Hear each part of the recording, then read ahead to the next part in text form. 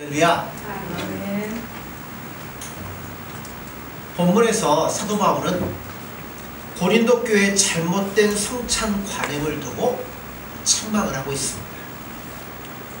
근데 우리가 본문을 피상적으로만 읽게 되면 고린도 교인들이 성찬에 참여할 때 그때는 우리가 하는 것 같은 성찬이 아니고요, 한마디로 말하면 밥 먹는 거, 식사가 되는 거죠. 고린도 교인들이 주의 성찬에 대하여 진지하게 생각하지 않고 일종의 식사 교제 정도로 생각해서 부자는 먼저 많이 먹어버리고 가난한 사람들은 제대로 먹지 못해서 교회 안에 불만이 있구나 라는 정도로 생각하기 쉽습니다. 그러나 본문 후반부를 보면 사태가 그 정도가 아니었어요. 이 문제를 가지고, 이 문제 때문에 고린도 교인들 가운데는 병든 사람도 있었고, 심지어는 병들어서 죽는 사람까지 나올 정도로 아주 심각한 문제였습니다. 다른 말로 얘기하면 고린도 교회 분열이 얼마만큼 극심한가 하는 것들을 보여주는 것이었고, 그것이 곧 성도들을 병들게 하는 원인이 되었다고 말합니다.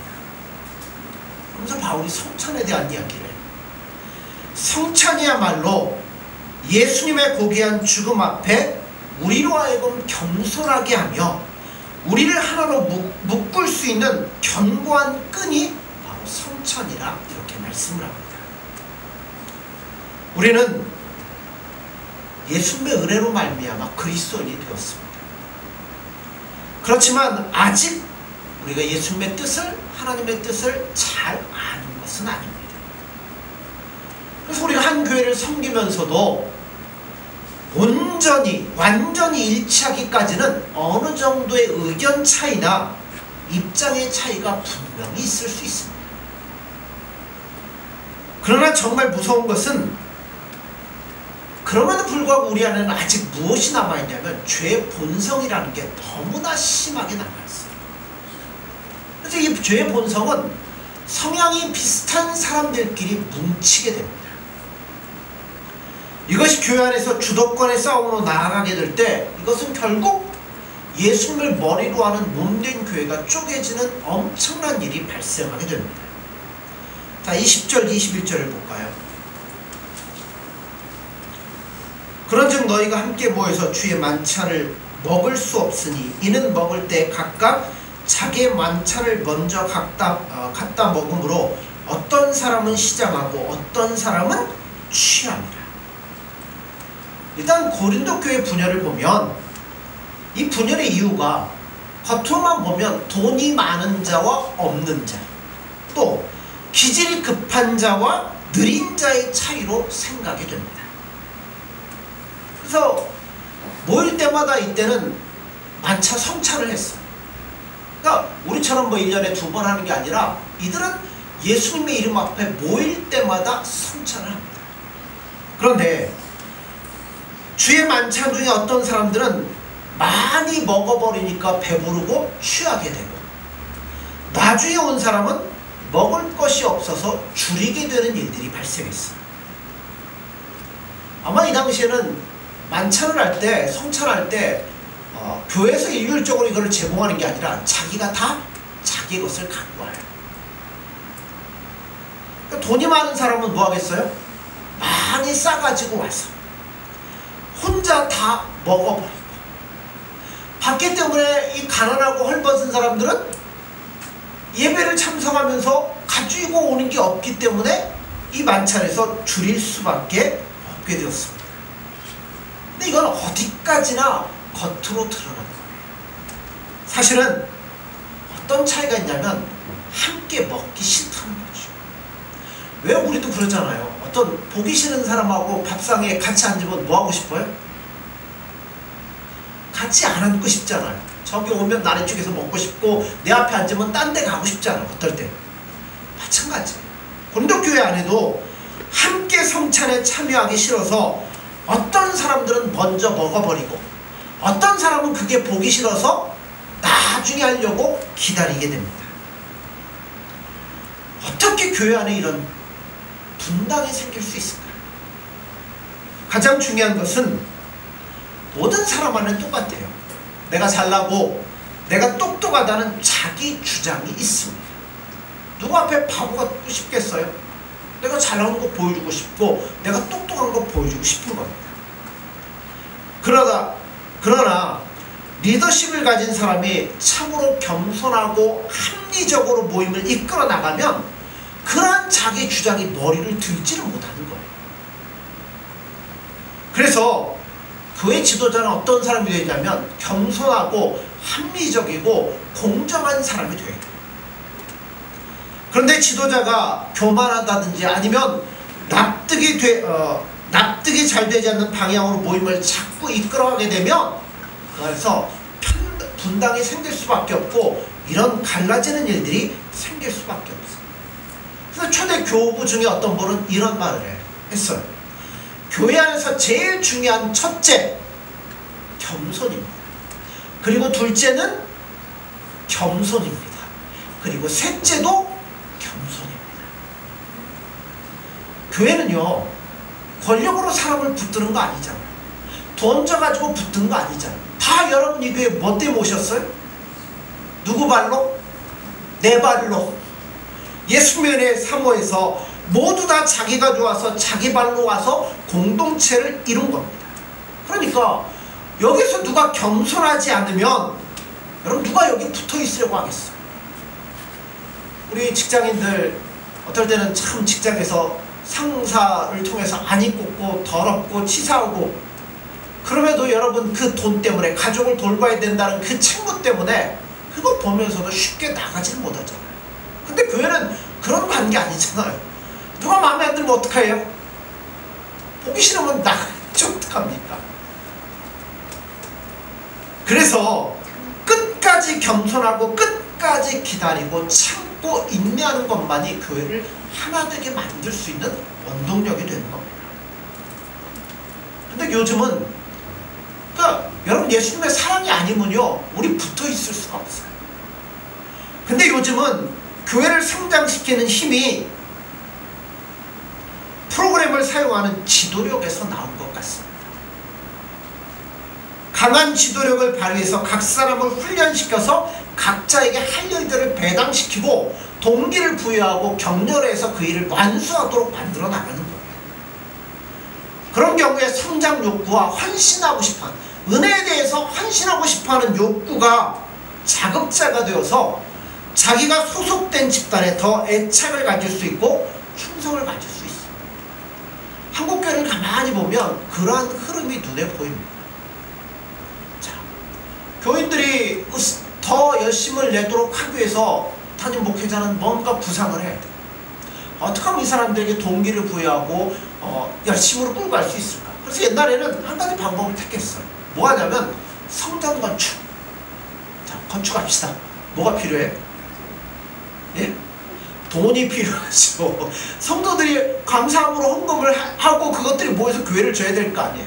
그러니까 뭐 해야 돼요? 은혜를 끼치려면 자, 기도해야 될 거 아니에요? 자극을 줘야 될 거 아니에요? 그럼 뭐 하죠? 부흥해야죠. 성전 건축. 목사에 모셔가지고 막 부흥의 그 건축에 대한 이야기도 하고 여기다가 그럼 성도들이 뭐예요? 다 거기서 이제 또 감동을 받고 은혜를 받죠. 그러니까 이제 돈은 없고 또 교회는 지어야 되고 그러니 뭐예요? 예수님 앞에 모여서 기도할 거 아니에요. 그게 동력이 되는 거죠. 모여서 기도하고 부르짖고 애쓰고 수고하고 헌신하고 교회가 뜨거워지기 시작하죠. 교회를 멋지게 힘들지만 멋지게 지었어요. 그러니까 교인들도 막 뿌듯해지죠. 자, 시간이 좀 지나요. 그럼 뭐예요? 자극제가 없으니까 다시 싹 가라앉기 시작해요. 자, 이번엔 또 뭘 해야 될까요? 자, 기도원 집시다. 한동안 기도원 많이 지었죠. 그럼 기도원 지려면 또 뭐 해야 돼요? 또 끌어올려야죠. 부흥해야죠. 뭐 하죠? 또 끌어올려서 막 가요. 그게 또 잠잠해져요. 그럼 또 뭐 해야 되겠어요? 여러분 생각해 보세요. 여러분이 목회자라면 뭘로 성도들을 자고와 끌고 가야 될까? 자, 이번에는 자, 청년들 한번 타켓을 하죠. 비전 트립. 예수님 복음 들고 나가서 뭐 외국 같은 데 가서 땅을 밟고 이들에게 복음을 전합시다. 하려니 어떻게 돼요? 끌고 가야죠. 여러분 한국교회 흐름을 가만히 보면 초기에는 정말 예수님 사랑하고 예수님 은혜로 살려고 했던 자들이 이런 프로그램, 수많은 프로그램을 거쳐오면서 교회가 이렇게 성장을 했어요. 지나놓고 나면 여러분 뭐만 남을까요? 프로그램밖에 남는 게 없어요. 제가 너무 비약하는 건가요? 아니죠. 여러분, 그런 것들 하다 보면 교회에 대해서 애착을 갖게 되고, 내가 소속된 집단에 헌신을 해야 되고, 그래 수고해야 되고, 노력해야 되고, 기도해야 되고, 열심을 내다 보니 믿음으로 잘 가는 것 같습니다. 그런데 우리가 알아야 될 게 한 가지가 있어요.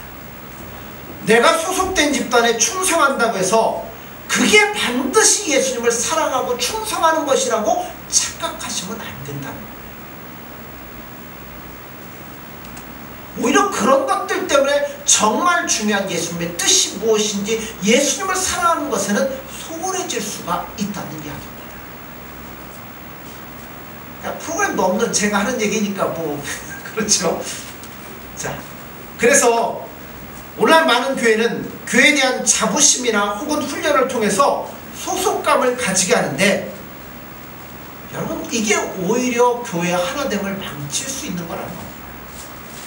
우리가 정말 예수님을 사랑하고 여러분 예수님과 동행하고 예수님만을 바라보는 사람은요, 어디에다 갖다놔도 뭐예요? 거기에서 예수님 사랑하고 예수님 주신 사랑을 전하고 그 예수님의 사랑으로 하나 되고 이럽니다. 근데 그게 안 되면요, 딴 데 가도 안 되는 거예요. 많은 경우 교회 분열은 진정한 권위가 상실될 때 여기 나타나게 됩니다. 이 경우는 목사의 책임이 굉장히 큰 거죠. 윗사람이 더 겸손하게 그리고 인내함을 가지고 설득을 하지 않으면 누가 자진해서 멍에를 매겠어요. 먼저 된 사람이 진정으로 겸손할 때 저절로 머리가 숙여지게 될 것이고, 이것이 우리를 하나 되게 만드는 방법이 되는 겁니다. 서로 싸우고 나누어지는 것은 어떻게 보면 상대보다 내가 잘났다고 생각하기 때문에 나뉘어지고 싸우는 겁니다. 물론 사람들 보면요, 교회 안에 잘난 사람 많아요. 머리 좋은 사람 많아요. 똑똑한 사람 많죠. 그러나 여러분 예수님 앞에 서면요, 이거 아무것도 안 돼요. 자, 23절 24절을 볼까요? 고린도전서 11장 23절 24절입니다. 내가 너희에게 전한 것은 주께 받은 것이니 곧 주 예수께서 잡히시던 밤에 떡을 가지사 축사하시고 떼어 이르시되 이것은 너희를 위하는 내 몸이니 이것을 행하여 나를 기념하라 하시고. 여러분, 우리 신앙이 존재하게 된 가장 중요한 것은 예수님의 십자가의 죽으심이 있기 때문입니다. 이 세상에 어느 누구도 나를 대신하여 죽어준 사람은 아무도 없습니다. 여러분, 부모도 남편이나 아내도 사랑하는 친구도 어느 누구도 나를 대신하여 죽어준 사람은 없습니다. 있다면 오직 십자가에 못 박혀 죽으신 예수님 외에는 아무도 없답니다. 그러니까 큰 소리 칠 수 있는 사람은 누구밖에 없어요? 예수님밖에 없어요. 교회에서 큰 소리 칠 자격을 가진 사람은 아무도 없어요. 목사나 장로나 헌금을 많이 낸 집사라 여러분 아무도 자격이 없습니다. 큰 소리 치려면 뭐 하면 돼요? 다른 사람 대신해서 십자가에 죽으면 그때는 큰 소리 칠 수 있습니다. 똑똑하거나 학벌이 있다고 해서 큰 소리 치지 못하게 해야 합니다.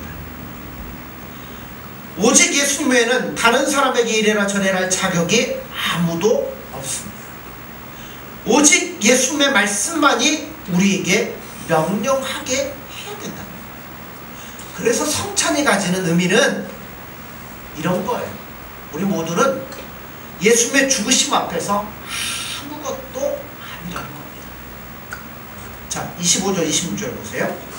식후에 또한 그와 같이 잔을 가지시고 이르시되 이 잔은 내 피로 세운 새 언약이니 이것을 행하여 마실 때마다 나를 기념하라 하셨으니 너희가 이 떡을 먹으며 이 잔을 마실 때마다 주의 죽으심을 그가 오실 때까지 전하는 것이니라.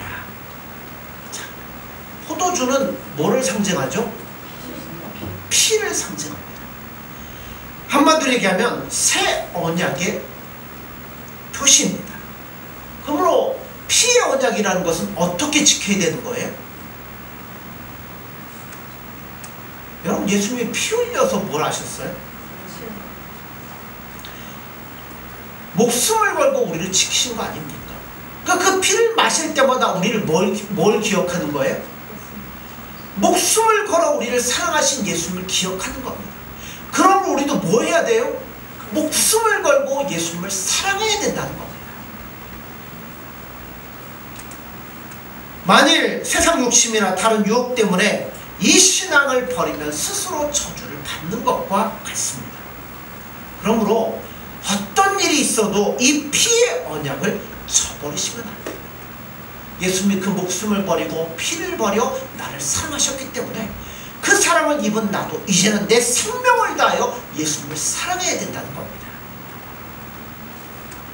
그리스도인들은 주님의 떡을 떼며 주님의 잔을 마심으로 예수님께서 우리를 대신하여 죽으셨으며 오직 예수님만이 우리 주님이시라는 사실을 증거하는 겁니다.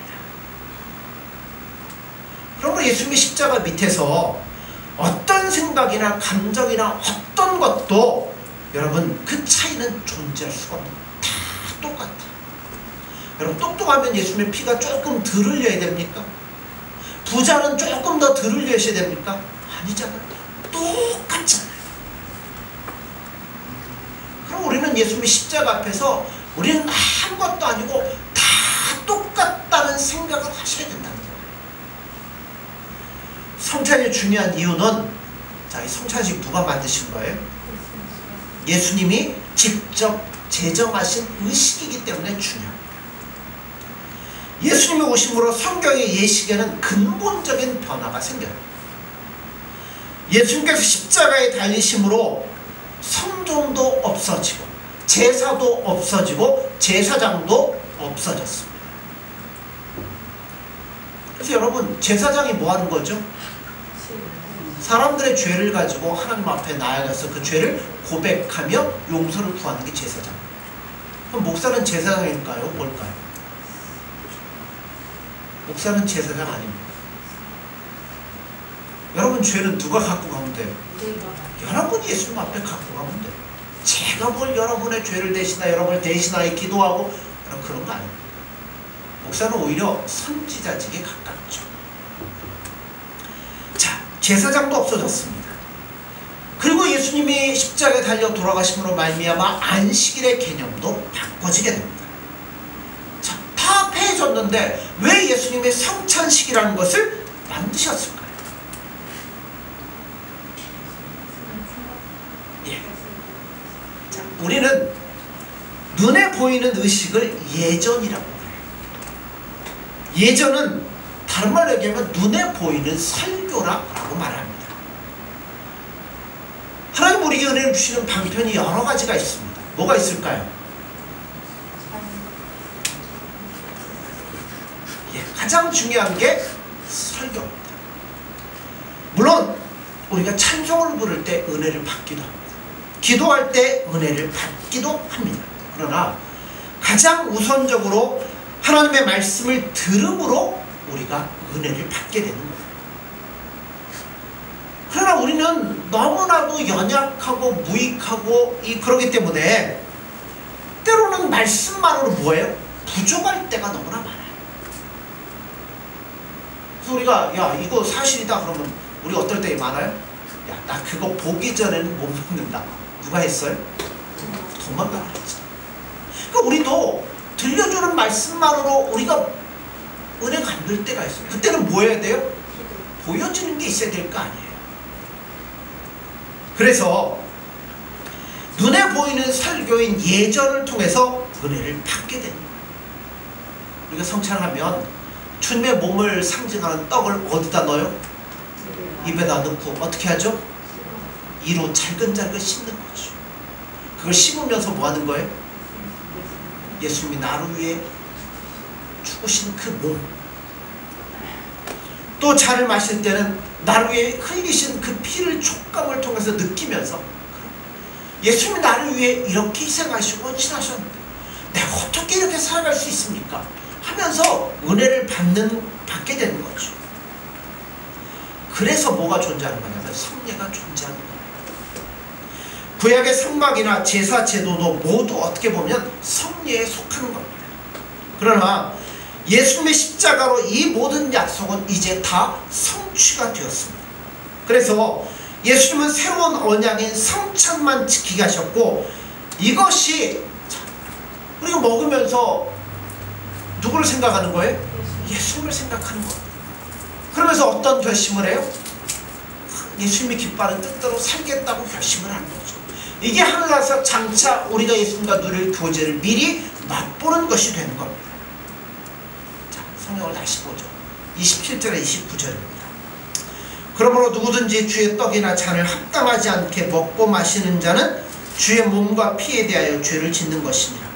사람이 자기를 살피고 그 후에야 이 떡을 먹고 이 잔을 마실지니 주의 몸을 분별하지 못하고 먹고 마시는 자는 자기의 죄를 먹고 마시는 것이니라. 자, 여기서 주의 떡이나 잔을 합당하지 않게 먹고 마시는 게 뭘 의미할까요? 많은 경우에 마음의 준비 없이 성찬에 참여하는 것으로 생각을 합니다. 그래서 제가 2주 전에 말씀을 드렸잖아요. 2주 뒤에 이제 성찬할 테니까 여러분 기도로 준비하시고 참여하십시오.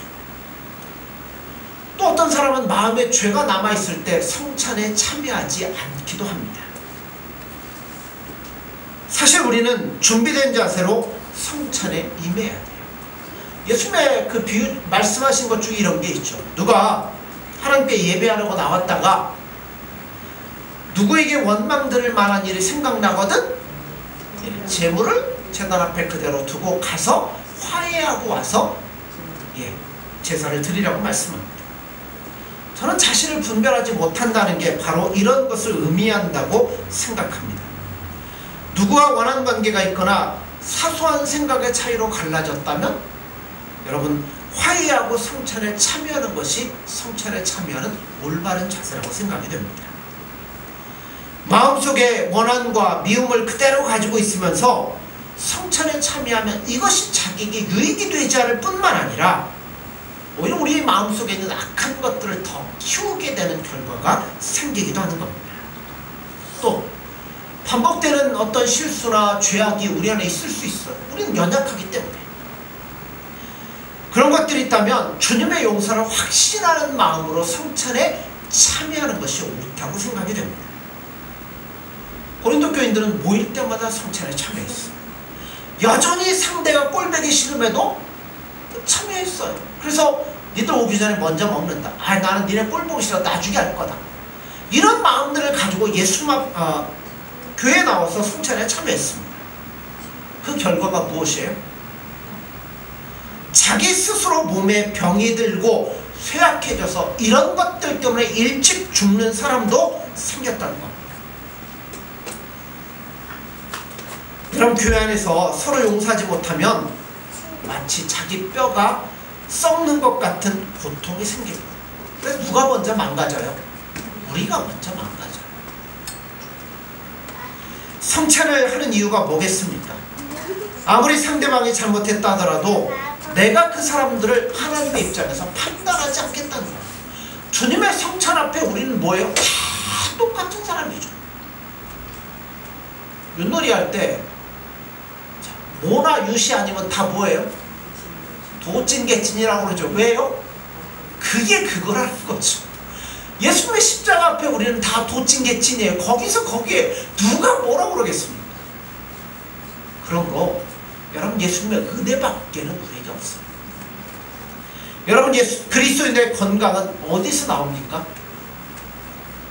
예수님의 말씀을 듣고 예수님의 사랑을 맛보고 예수님과 동행하고 예수님과 교제하는 데서 오는 거예요. 그런데 예수님의 사랑이 어떤 사람에게 임하겠어요? 예수님의 십자가 앞에서 나는 아무것도 아니고 정말 예수님의 은혜가 아니면 나는 살아갈 수 없습니다. 그거를 경험하고 깨닫는 자에게 예수님의 은혜가 임할 거예요. 그런 사람들에게 예수님의 말씀을 통해서 예수님의 이 모든 것 통해서 우리에게 은혜가 주어지기 때문에 내가 기뻐, 내가 건강해지고 내가 행복해질 수 있는 겁니다. 자, 예수님의 말씀을 들을 때, 예수님의 은혜 안에 있을 때 기쁨이 오는 거고요. 다른 사람들을 용서할 때 내 안에 기쁨이 와요. 용서 안 하면요, 뭐가 우리 마음에 응어리져 있어요? 그 응어리가 있잖아요. 용서 안 하면요, 끝까지 있어. 볼 때마다 보기 싫고 안 보고 싶고 이거 계속 갖고 있으면 마음이 어떻겠어요? 썩어 들어가는 거죠. 상처가 되는 거죠. 예수님을 우리가 잘 믿는다고 하면서도 내 신앙에 기쁨이 없거나 아니면 누군가를 없다면 아마 누군가를 미워하고 정죄하는 마음의 앙금들이 우리 안에 있기 때문에 그리라 생각이 됩니다. 그럼 결국 누가 먼저 쓰러져요? 내가 먼저 쓰러지는 겁니다. 다른 사람이 잘못한 것, 예수님 그래서 누구한테 맡기래요? 다 예수님께 맡기라고 그러잖아요. 그런 것 다 맡기고, 왜냐하면 생각하다가 우리가 이 마음이 썩고 우리가 죽으니까 예수님께 다 맡기라고 그러죠. 그리고 뭐 하라고요? 너는 그런 거 생각하지 말고 나로 인해 기뻐하고 즐거워하는 겁니다. 때가 되면 예수님이 다 정리하시고 인도해 주시는 거예요. 그러므로 예수님께 다 맡기세요. 그리고 이해하려고 하십시오. 안 되더라도 예수님께 맡기고 해보십시오. 그러면 마음속에서 미움이 사라지리라 믿습니다. 다른 사람 나에게 잘못한 거 다 잊으세요. 이렇게 말하면서도요, 저도 제 마음속에 엉그러진 것들이 있어요. 안 풀어진 것들. 그거 내려놔야 되는데 참 안 내려와죠. 예수님 은혜가 아니면 안 됩니다. 성찬이 뭐예요? 그런 나를 예수님이 사랑하셨다는 거죠. 그런 예수님 앞에 나는 역시 허물이 많고 나는 죄악이 많아요. 그래서 성찬에 참여하면서 주님의 몸을 상징하는 떡을 씹고 이 피를 상징하는 잔을 마시면서 이런 나를 예수님이 이렇게 사랑해 주셨으니 참 감사합니다. 이제 나는 정말 예수님이 아니면 살아갈 수 없습니다. 예수님 사랑합니다. 예수님 감사합니다. 그 고백으로 성찬에 참여하시기를 바랍니다. 그래야 나의 정신이 건강해질 수 있고 내 삶이 풍성해질 수 있습니다. 그럴 때 예수님이 나의 연약함도 뭐 하시겠어요? 다 용서해 주시리라 믿습니다. 그러면 주님이 나를 건강하게 하실 것이며 나의 삶을 더 풍성하게 해주시리라 믿습니다. 기도하겠습니다.